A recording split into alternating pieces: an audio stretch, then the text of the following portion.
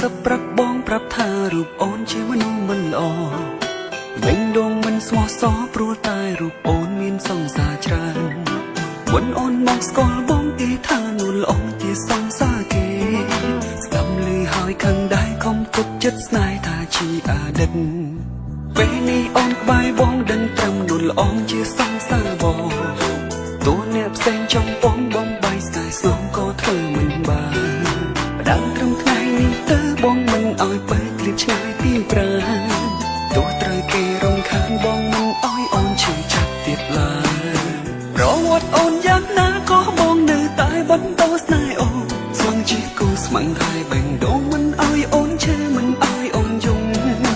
អ្នកណាចង់កាត់អីក៏បងមិនខ្វល់បងយល់បងដឹងបងសង្ឃឹមអូនអាចញញឹមក្បែរបងជាថ្មី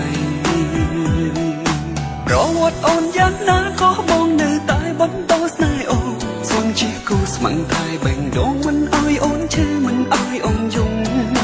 អ្នកណាចង់កាត់អីក៏បងមិនខ្វល់បងយល់បងដឹងបងសង្ឃឹមអូនអាចញញឹមក្បែរបងជាថ្មី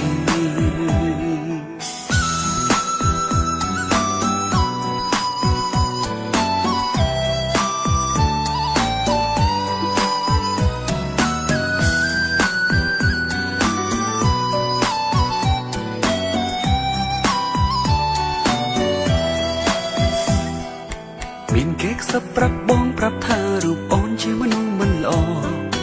បេងដូងមិនស្មោះសរព្រោះតែរូបអូនមានសង្សារច្រើនមុនអូនមកស្គាល់បងទីថានួនល្អជាសង្សារគេស្ដាប់ឮហើយខឹងដែរខំគប់ចិត្តស្នេហ៍ថាជាអតីតពេលនេះអូនក្បែរបងដឹងត្រឹមនួនល្អជាសង្សារបងតួអ្នកផ្សេងចង់បងបងបាយស្នេហ៍ស្នងក៏ធ្វើមិនបាន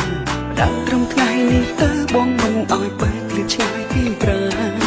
ទោះត្រូវគេរំខានបងមិនអោយអូនឈឺចាប់ទៀតឡើយប្រវត្តិអូនយ៉ាងណាក៏បងនៅតែបន្តស្នេហ៍អូនស្មងជាគូស្មងហើយបេងដូងមិនអោយអូនឈឺមិនអោយអូនយំអ្នកណាចង់កាត់អីក៏បងមិនខ្វល់បងយល់បងដឹងបងសង្ឃឹមអូនអាចញញឹមក្បែរបងជាថ្មីប្រវត្តិអូនយ៉ាងណាក៏បងនៅតែបន្តស្នេហ៍អូនស្មងជាគូស្មងហើយបេងដូងមិនអោយអូនឈឺមិនអោយអូនយំអ្នកណាចង់កាត់អីក៏បងមិនខ្វល់បងយល់បងដឹងបងសង្ឃឹមអូនអាចញញឹម